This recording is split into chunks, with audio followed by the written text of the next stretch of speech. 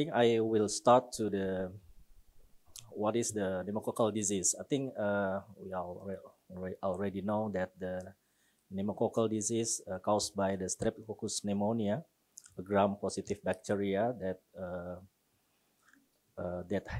have about 90 serotypes based on the capsular polysaccharides, which is important next to the vaccination development.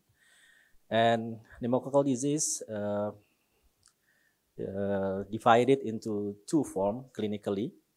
One of the invasive pneumococcal disease, so what we call IPD, and other non-invasive pneumococcal disease, based on what they invades our body to get the severe infection. In here that we can see that the pneumonia is quite special because it can be invasive pneumococcal disease if the pneumonia have a bacteremia or bacteremia pneumonia, or pneumonia is also can group as a non-invasive pneumococcal disease when there are no bacteremia, when they have a pneumonia. So these types of the pneumococcal disease is very important to when we have a elderly patient, because usually we face the pneumonia as a common form of pneumococcal disease in elderly.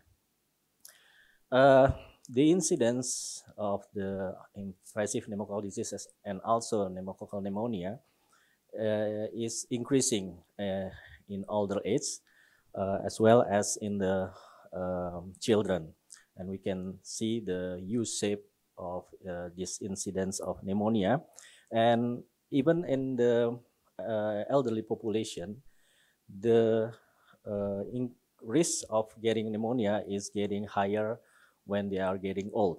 As we can see here, that those who have age 80 plus years, they have a increasing risk to have pneumonia, especially those who have chronic condition or they have comorbidities. And because I will explain later about the immunosenescence, the decrease of immune system in the aging process that lead the older adults having high risk for pneumococcal pneumonia and IPD. In this figure, we can see that when the older people have a more chronic condition or more comorbidities, they have a more risk for getting pneumococcal pneumonia and IPD. And this increase is also getting higher in older adult. This is what my explanation more regarding the types of clinical types of IPD in elderly. As we can see here that the pneumonia is commonly seen in elderly, and most of the pneumonia in pneumococcal pneumonia is non-invasive or non-bacteremic pneumonia or non-IPD. But part of the pneumonia is bacteremic pneumonia, which is also increasing when they getting older. Different from the children. In children, we usually seen the meningitis, but in elderly, the meningitis as a form of IPD is not very common.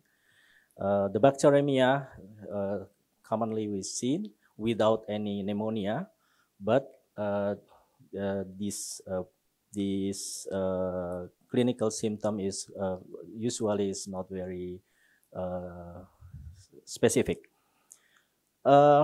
This is a study from Australia showing that the clinical burden of pneumonia and also the economic burden of pneumonia. As we can see here, that the pneumococcal pneumonia is they have a not very high incidence to hospitalize, but when they hospitalize, they more cost to treating them in the hospital. So even that the pneumococcal pneumonia in elderly is to be hospitalized is not very common, but they are quite have a high cost when they are treating them. This slide will show the multiple risk factor for pneumonia in elderly, because I think when we are facing the patient with older age, there are a lot of factors that increasing them to get the infection, including pneumonia. First is this patient status. Yeah, I will explain later. Environment and habits, using some medication, and also the oral health. The first one, the patient status. We can see that the immunosenescence or old age is one of the risk factor for getting infection and also pneumonia or IPD in elderly people. Other patient status, including the dysphagia or disorder of swallowing, which is also common in elderly, malnutrition, and also physical health, physical frailty. In this slide, you can see the preventive measure of each risk factors. The second risk factor is regarding the environment and habits. There are environment exposure, those who are living in nursing homes and frequency exposed to the healthcare environment, and also smoking and consumption of alcohol. I think this risk factor is well known, and there are some preventive measures to encounter this risk factor. The third risk factors for about the using of medications. As we know that in elderly who have multiple chronic condition, usually they use several medication, which might increase the risk for getting pneumonia. The first drugs that we usually seen in use in an elderly is the immunosuppressive drug, yeah, and also steroids, as we know that this drug can suppress our immune system. And the other drugs is proton pump inhibitor and H2 receptor antagonist, which can increase our acidity in the stomach, and it will increase the risk for pneumonia in elderly also. Other drug is inhaled corticosteroid, antipsychotics, and also the benzodiazepine. I think when we have a patient with consumption of this drug, we have to monitor closely, and we have to maybe adjust the dose, or maybe we can stop the medication if it's possible to decrease the risk for getting pneumonia. The last risk factor for having pneumonia in elderly is regarding the oral health. I think some of the oral disease and oral aging affected to oral health can increase also the risk of pneumonia in elderly. As I said, that in elderly we have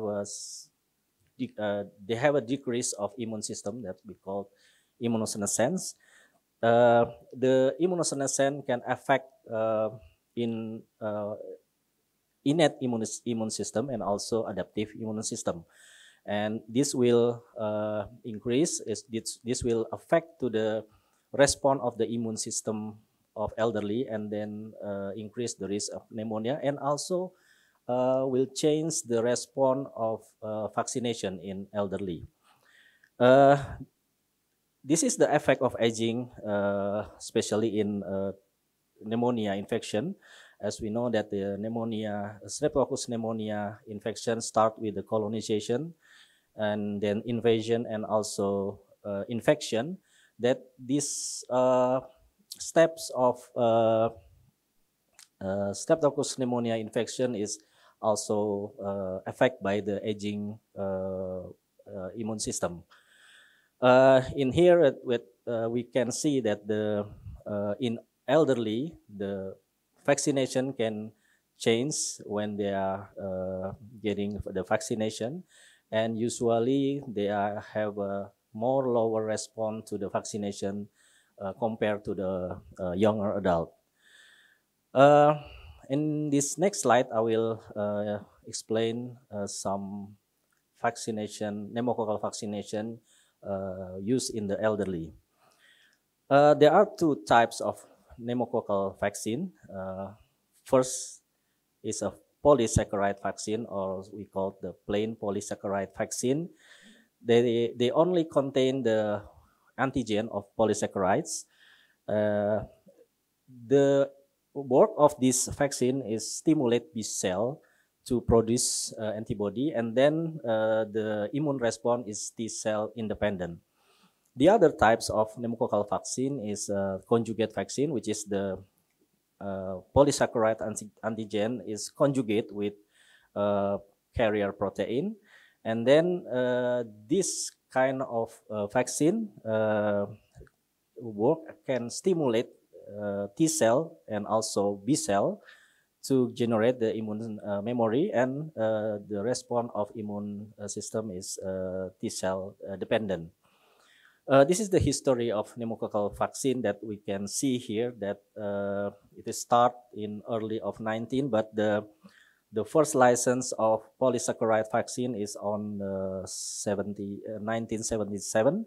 And then in 1983, there's a license of polysaccharide vaccine 23 serotypes, which is used until now. But the use of the polysaccharide vaccine is not change the epidemiology and the mortality of pneumococcal disease, or IPD. But after the license of the polysaccharide conjugate vaccine, we start with PCV7 and then PCV10, and now we have a PCV13, 15, and 20. There are dramatic impact of the epidemiology of pneumococcal disease. This is the type of the polysaccharide vaccine and conjugate vaccine in terms of the type, the serotype they are covered. The polysaccharide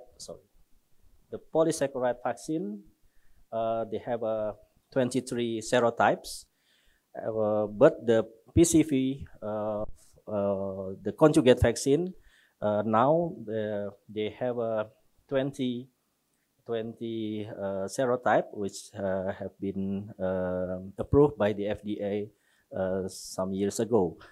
But I think in some countries like Indonesia, we are not have this 20 serotype PCV. We just have 13, and just the 15 just approved by our regulatory. The hallmark of the PCV 13 study is a CAPITA study. It's what is conducted more than 10 years ago in Netherlands, which involved almost 85,000 participants, more than 65 years old.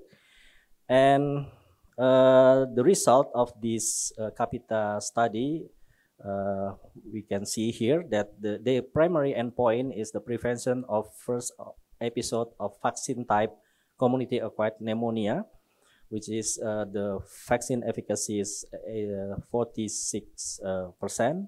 The secondary endpoint is the first episode of vaccine type non-bacteremic and non-invasive CAP. The vaccine efficacy is 45%. And the secondary endpoint is prevention of first episode of vaccine type IPD. The efficacy reach 75%. The post hoc analysis of this study, which is include only those who have a chronic condition, which is commonly seen in the elderly, the vaccine efficacy is not really changed. They found that the 40% of vaccine efficacy in this group of population. The other study using the PCV13 is an observational study using a test negative design, which include almost 88% patient with comorbidity. They include the COPD, coronary artery disease, congestive heart failure, chronic kidney disease, and diabetes. And they found that the vaccine efficacy for vaccine type community-acquired pneumonia and vaccine type non-bacteremic vaccine type pneumonia is 70%. For PPV or polysaccharide vaccine, the efficacy I will resume in this systematic review done by Falkerhorst in 2017, which include for randomized clinical trial and some observational studies. From the randomized control trial, they found that the efficacy of PPV23 for preventing any serotype IPD is quite good. Also for the pneumococcal pneumonia and also especially the RCT who have a low risk of bias. In observational study, they found that in all type of the observational study, cohort, case control, and case study, the efficacy of PPV23 is still good in the elderly. I will give the recommendation of pneumococcal vaccine in Indonesia. We have a recommendation for giving the pneumococcal vaccine as we have only PPV23 and PCV13. We recommend the elderly who health and those who have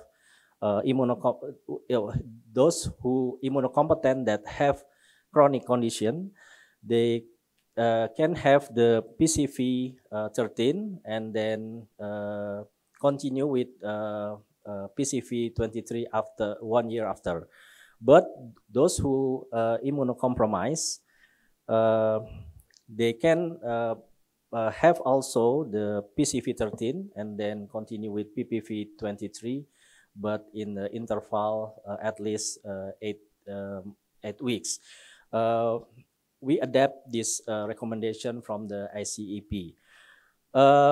We have not yet have the PCV15 just been approved, but not included in our recommendation.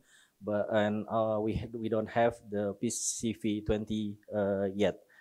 But from the ICEP, they recommend the use of PCV20 and PCV15 in the series like this. Those who never have a vaccine, pneumococcal vaccine, they can have PCV20 without any additional vaccination. But if they prior have a PCV15,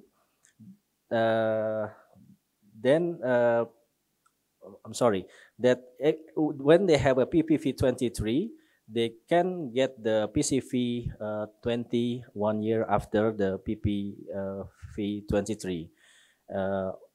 And if they have a PCV13 previously, they can also have the PPV20 1 year after. Okay, this slide show that in elderly we have some additional aspect to be considered, like a burden of disease, risk factor, and also the health protection in very important in elderly immunity of pneumococcal disease.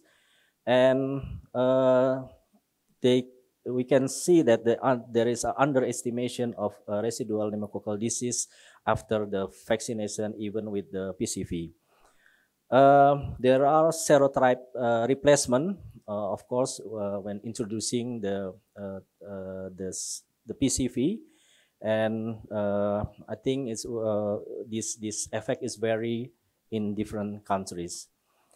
The future pneumococcal vaccines is a recombinant pneumococcal protein-based vaccine, which is includes exclusive protein-based hybrid vaccine, PCV boost with the recombinant protein, PCV based on recombinant protein, and inactivated whole vaccines, and also DNA or mRNA vaccine. As a conclusion that we talk about is that the advanced age and chronic medical condition are the risk factor for developing IBD. Prevention should be undertaken comprehensively in elderly, and immunosenescence, as we can say, that plays a role on the pathogenesis of developing of pneumococcal pneumonia and IBD, and challenge for the prevention through vaccination. And now we have available pneumococcal vaccine and recommended to the all elderly more than 60 or 65 years old, and the future development of pneumococcal vaccine containing recombinant protein-based potentially increase efficacy, especially in elderly. I think that's all of my thought. Thank you very much for your attention. I'm standing in front of the cameras here so that you can talk to the people who ask questions online. So that's why I'm standing back here to make it easier.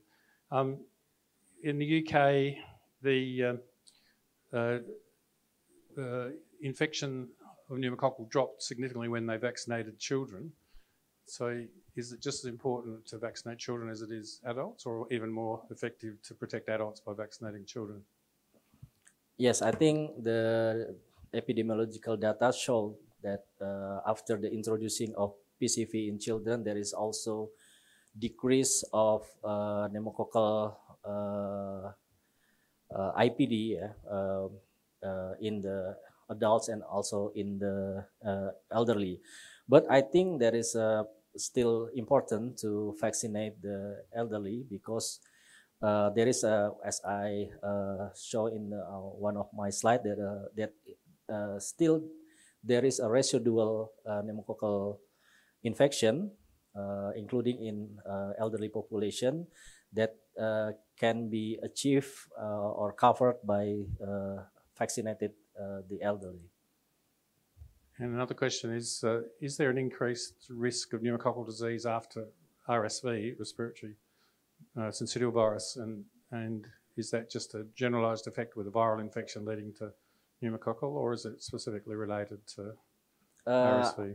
Yes, I'm not really sure regarding the RSV, but in influenza, we know that after the infection of influenza, there is a secondary bacterial infection that most commonly by the streptococcal pneumonia.